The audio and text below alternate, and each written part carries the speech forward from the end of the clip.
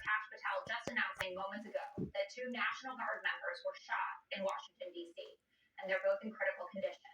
It happened about a mile from the White House. The FBI director saying that this is being treated as an assault on an officer. The suspect is in custody. Let's go right to Mark Meredith. Oh, okay. We're waiting for Mark. So we're going. Yeah, I'll probably be there in a second. Yeah. Yes, currently all day.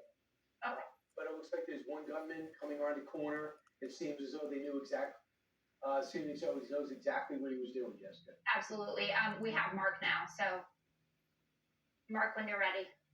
I'm sorry, guys. I know we're having some communication. I can hear you loud and clear, guys. Great. Moments ago, we heard from the FBI Director Kash Patel, who said this was a targeted attack on two members of the West Virginia National Guard who were serving in the nation's capital as part of the mission to clean up D.C. This is a mission that has been underway for several months. We have seen Guards members come from all over the country at their governor's orders to deploy these resources, and officials are calling this a targeted attack. Moments ago, we heard from D.C. Mayor Muriel Bowser, who said this was horrific, that they're deploying all of the resources that she has at her disposal. But what was also very clear about this is that this person appeared to have acted alone, that this wasn't a multiple group attack, but instead one person who was taken into custody but also was shot.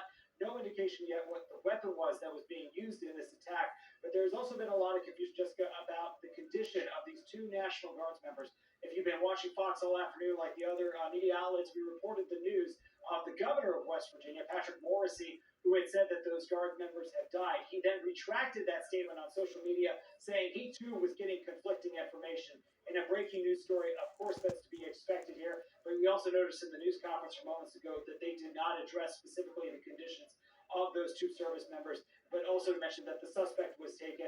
President Trump has been very active on social media talking about this attack. I was just reading one of his most recent posts in which he said, this is where I do it in real time for you here, he basically put up and said that this was a horrific attack, that this animal would be brought to justice, and that he would make sure that the full resources of the federal government would ensure that justice is served.